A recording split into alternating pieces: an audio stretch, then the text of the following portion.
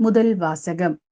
Samuel 2ஆம் நூல் அதிகாரம் 15 திருவசனங்கள் 13 முதல் 14, 30 மற்றும் அதிகாரம் 16 திருவசனங்கள் 5 முதல் 13 வரை.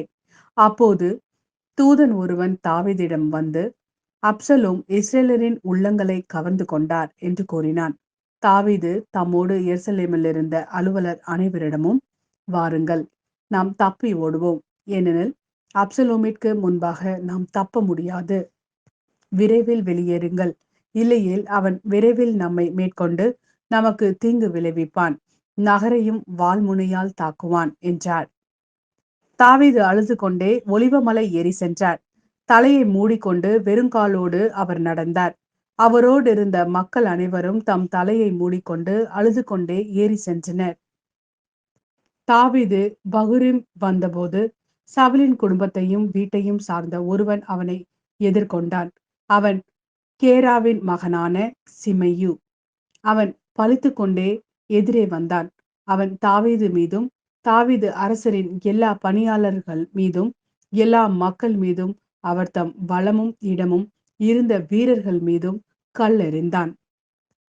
சிமையு பலித்து கூறியது, இரத்த வெறியனே, பரத்தை மகனே, போ, நீ சிந்திய சவுல் வீட்டாரின் இரத்த பலி அனைத்தையும் ஆண்டவர் உன்மேல் வர செய்துள்ளார். சவுலுக்கு பதிலாக நீ ஆட்சி செய்தாய் அன்றோ? ஆண்டவர் உன் மகன் அப்சலோமின் கையில் அரசை தருவார்.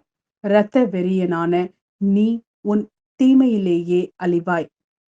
அப்போது செருயாவின் மகன் அபிசாய் அரசரிடம் வந்து, இச்செத்த நாய் என் தலைவராம் அரசரை பழிப்பதா? இதோ நான் சென்று அவனது தலையை கொய்து எறிய எனக்கு அனுமதி தாரும் என்றான். அதற்கு அரசர், செரியாவின் மக்களே, இதை பற்றி நீங்கள் கவலை கொள்ள வேண்டாம், அவன் பலிக்கட்டும். ஒருவேளை தாவீதை பலி என்று ஆண்டவரே அவனுக்கு சொல்லி இருந்தால் இவ்வாறு நீ ஏன் செய்தாய் என்று யார் சொல்ல முடியும் என்றார். மீண்டும் தாவீது அபிசாயிடமும் தம் பணியாளர்கள் அனைவரிடமும் கூறியது, இதோ எனக்கு பிறந்த என் மகனே என் உயிரை பறிக்க தேடுகிறான்.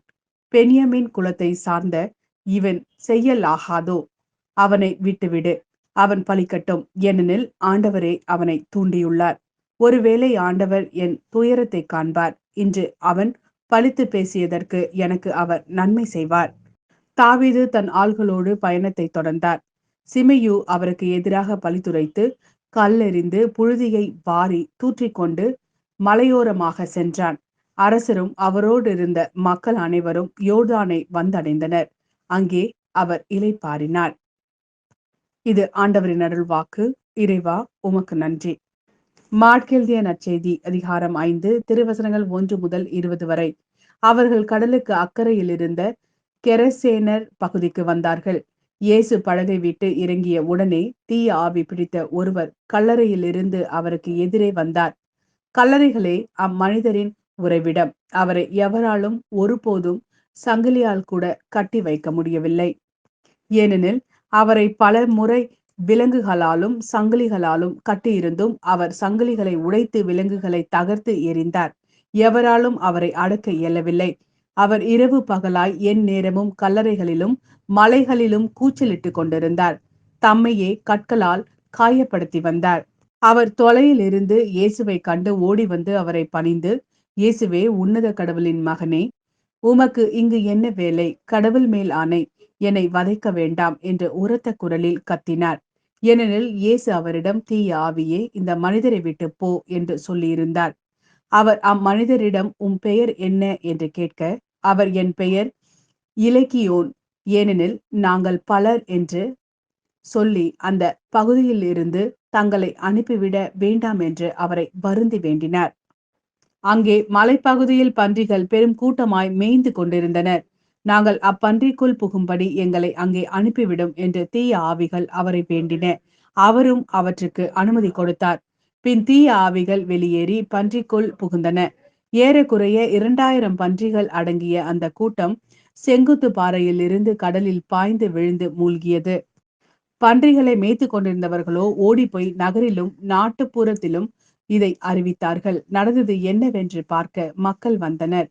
அவர்கள் இயேசுவிடம் வந்தபோது பேய் பிடித்திருந்தவர், அதாவது இலக்கியோன் பிடித்திருந்த அவர், ஆடை அணிந்து அறிவு தெளிவுடன் அமர்ந்திருப்பதைக் கண்டு அச்சமுற்றார்கள்.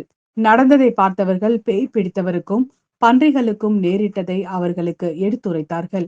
அப்போது அவர்கள் தங்கள் பகுதியை விட்டு போய்விடுமாறு இயேசுவை வேண்டிக் கொண்டார்கள். அவர் படகில் ஏறியதும் பேய் பிடித்திருந்தவர் தாமும் அவரோடு கூட இருக்க வேண்டும் என்று அவரை வேண்டிக் கொண்டார். ஆனால் அவர் அதற்கு இசையாமல் அவரை பார்த்து, உமது வீட்டிற்கு போய் ஆண்டவர் உம்மீது இரக்கம் கொண்டு உமக்கு செய்ததை எல்லாம் உம் உறவினருக்கு அறிவியும் என்றார். அவர் சென்று இயேசு தமக்கு செய்ததை எல்லாம் தெக்கப்போலி நாட்டில் அறிவித்து வந்தார். அனைவரும் வியப்புற்றனர்.